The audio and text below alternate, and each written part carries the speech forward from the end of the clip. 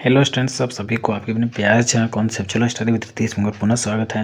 आज के इस वीडियो में आपका सोशियोलॉजी जो समाज शास्त्र है उसका मेजर 6 का इम्पोर्टेंट क्वेश्चंस जो कि एग्जाम में आएंगे और उसका आंसर साथ ही साथ बताने वाले हैं। तो आप लोग क्या करना है, पूरा वीडियो को देखना है। कम से कम 15 क्वेश्चन होंगे, ठीक है, 15 क्वेश्चन होंगे जो कि आप लोग के एग्जाम को कवर करेंगे।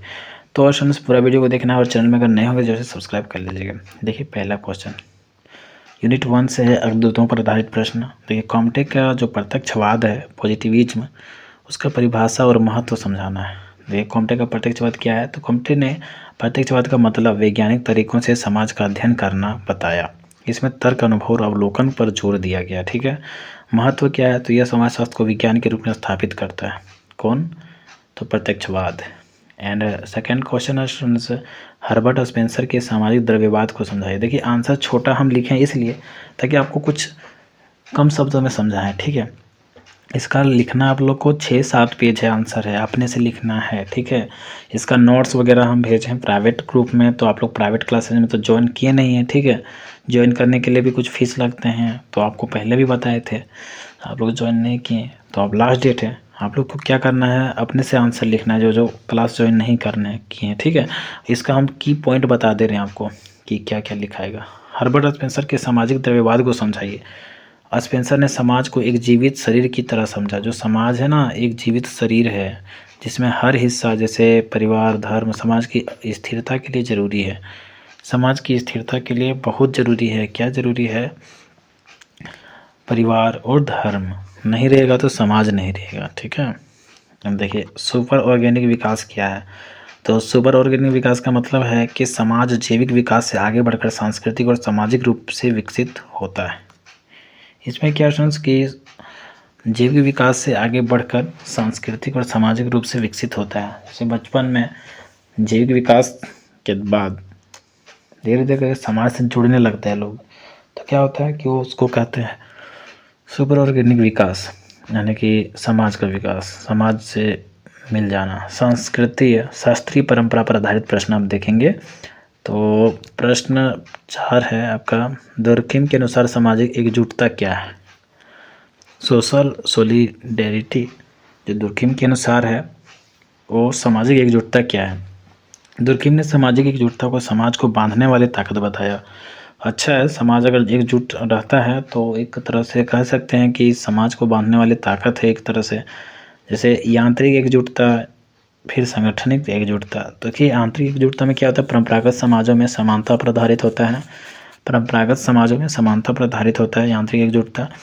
और सांगठनिक एकजुटता में क्या होता है, आधुनिक समाजों में विविधता और परस्पर निर्भरता पर आधारित होता है।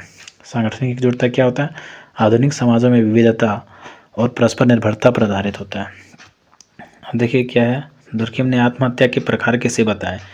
तो दुर्किम ने आत्महत्या को सामाजिक कारणों से जोड़ा और इसे 4 प्रकारों से बांटा। स्वार्थी आत्महत्या, निराशावादी आत्महत्या, आत्मत्यागी आत्महत्या, अवसादग्रस्त आत्महत्या। तो स्वार्थी आत्महत्या क्या होता है, जब व्यक्ति समाज से अलग महसूस करता है। निराशावादी आत्महत्या में क्या होता है, जब समाज में अनुशासन की कमी हो।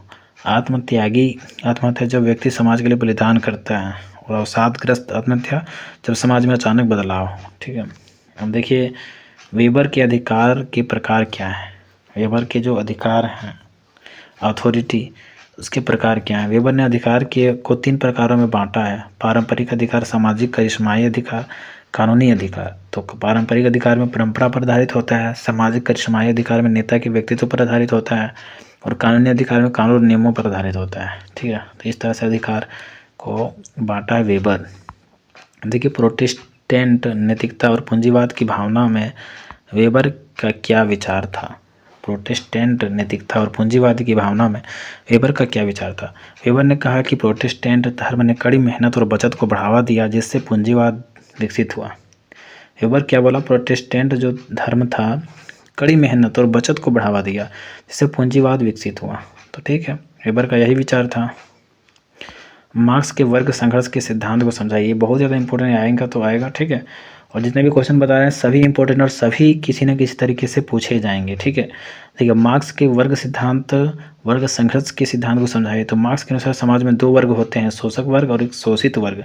एक जो लूटता है सो, एक लुटाता है सो।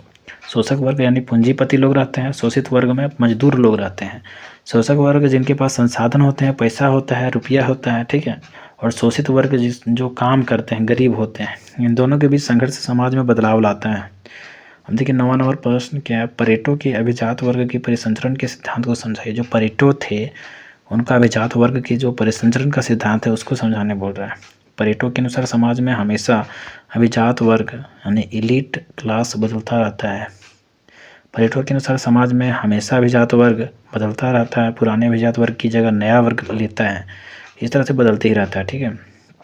अब देखिए समाजशास्त्री सिद्धांत का स्कूल में अगर देखा जाए तो कार्यात्मक का दृष्टिकोण समझाइए। कार्यात्मकता का दृष्टिकोण क्या है? तो कार्यात्मकता समाज को एक प्रणाली मानती है जिसमें हर हिस्सा जैसे शिक्षा, धर्म, समाज की स्थिरता के लिए कार्य करता है। कार्यात्मकता सभी के लिए कोई न कोई कार्य करता है इस तरह से।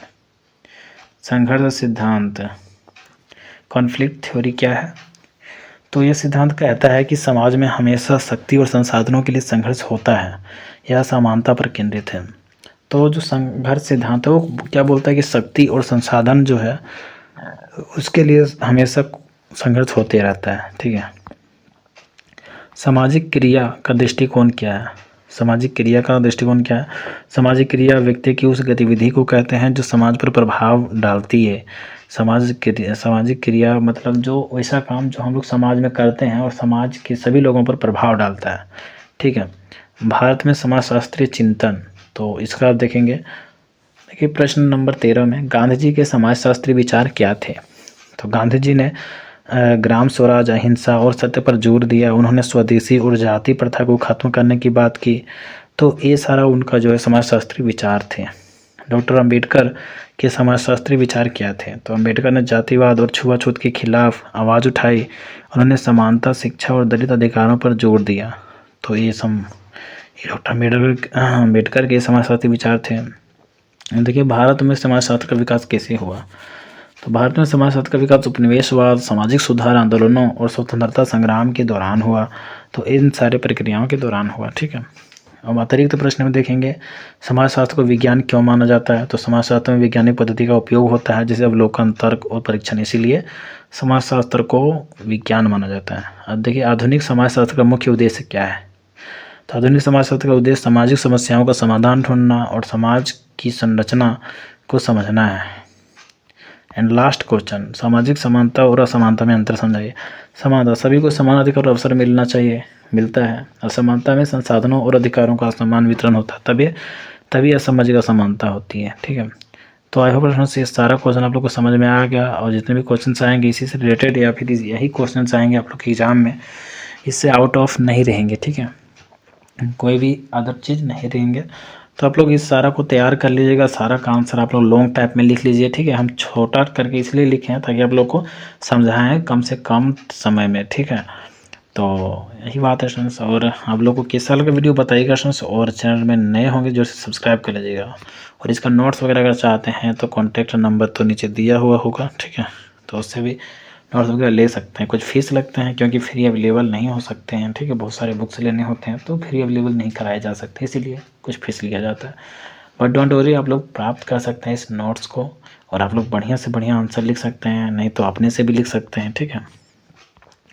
तो थैंक्स फॉर वॉचिंग। फिर मिलेंगे नए इंटरेस्टिंग वीडियो के साथ। जय हिंद, वंदे मातरम।